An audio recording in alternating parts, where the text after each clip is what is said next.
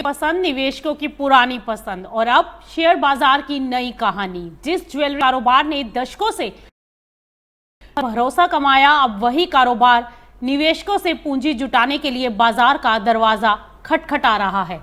दक्षिण भारत का चर्चित jewellery brand Lalita jewellery mart अब 1700 करोड़ रुपए का आईपीओ लेकर आ रहा है। ऐसे समय में जब सोने की कीमतें रिकॉर्ड ऊंचाई के आसपास है और ज्वेलरी सेक्टर में डिमांड लगातार मजबूत बनी हुई है, ये आईपीओ निवेशकों के लिए एक बड़ा अवसर बन सकता है। लेकिन क्या ये आईपीओ सचमुच उतना ही चमकदार है जितना इसका कारोबार दिखाई देता है? आइए जानते हैं इस आईपीओ की पूरी कहानी को। दरअसल ललिता ज्वेलरी मार्ट का आईपीओ 17 अगस्त 2026 को खुलेगा और 19 अगस्त 2026 को बंद होगा। कंपनी ने इशू का प्राइस बैंड 190 से 201 रुपए प्रति शेयर तय किया है। एक लॉट में तकरीबन 74 शेयर होंगे और रिटेल इन्वेस्टर्स को कम से कम 14,874 रुपए का निवेश करना होगा और ये कुल 1700 करोड़ रुपए का बुक बिल्डिंग इशू है। इसमें 1200 करोड़ रुपए का फ्रेश इशू शामिल है, जबकि 500 करोड़ रुपए का ऑफर फॉर सेल होगा।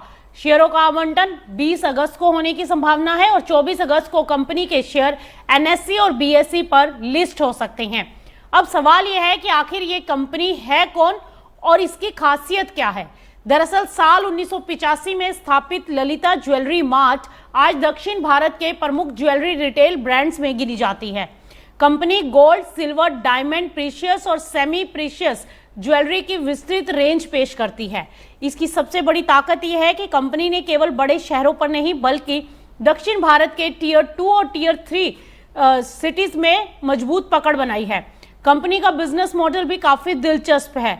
ललिता ज्वेलरी बड़े और मध्यम आकार के स्टोर्स के जरिए ग्राहकों तक पहुंचती है और साथ ही कंपनी के पास अपना मैन्युफैक्चरिंग सपोर्ट, बेहतर इन्वेंट्री मैनेजमेंट और मजबूत क्वालिटी कंट्रोल सिस्टम भी मौजूद है। यही वजह है कि कंपनी ने मूल्य संवेदनशील ग्राहकों के बीच मजबूत ब्रांड पहचान बनाई है। कंपनी की ज्वेलरी सेविंग स्कीम्स भी इसकी बड़ी ताकत मानी जाती है, जिनकी मदद से कंपनी ने एक बड़ा और वफादार कस्टमर बेस तैयार किया है। मार्च 2026 तक कंपनी में 7,059 कर्मचारी कार्य करते थे।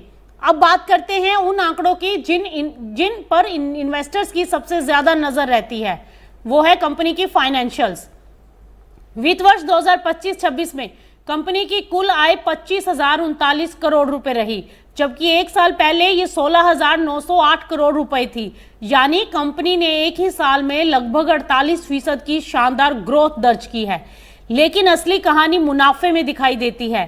साल 2024-25 में कंपनी का नेट प्रॉफिट 364 करोड़ रुपए था, जो 25-26 में बढ़कर 1,010 करोड़ रुपए हो गया।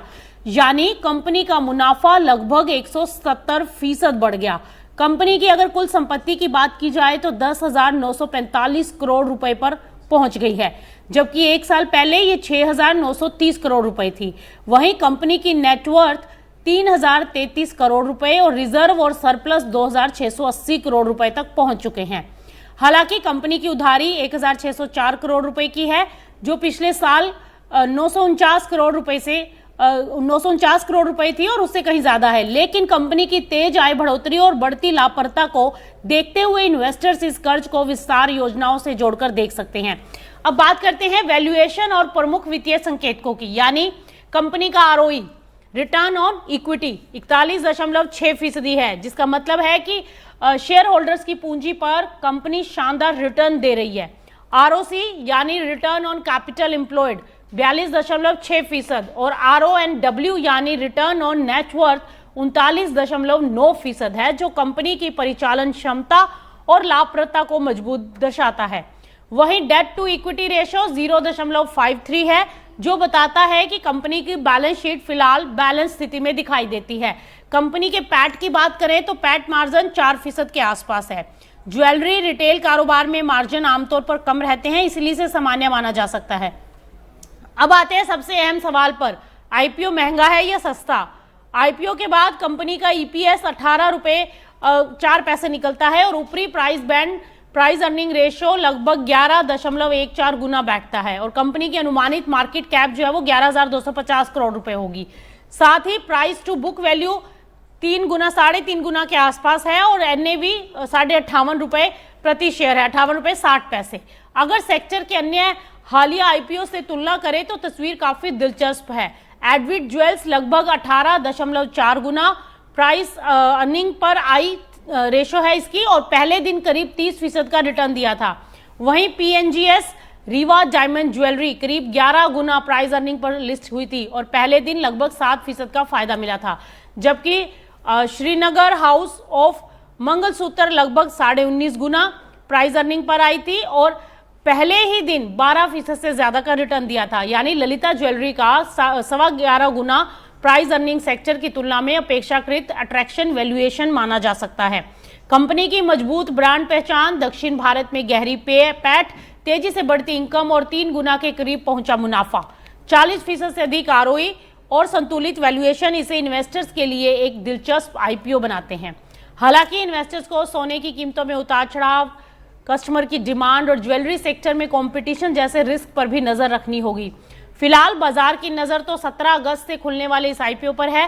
क्या ललिता ज्वेलरी मार्ट निवेशकों के पोर्टफोलियो में भी सोने जैसी चमक बिखेर पाएगी? इसका जवाब सब्सक्रिप्शन के आंकड़े और 24 अगस्त की लिस्टिंग के बाद ही सामने आएगा। लेकिन आईपीओ में पैसा लगाना है या नहीं लगाना, ये आप अपनी रिसर्च और अपने फाइनेंशियल एडवाइजर की सलाह से ही डिसीजन लें। इस प्रोग्राम का मेन उद्देश्य है कि आपको कंपनी के बारे में बताना कि कंपनी क्या काम करती है। तो फिलहाल आज के आईपीओ स्पॉटलाइट में इतना ही। आप बने रहिए मार्केट टाइम्स टीवी के साथ।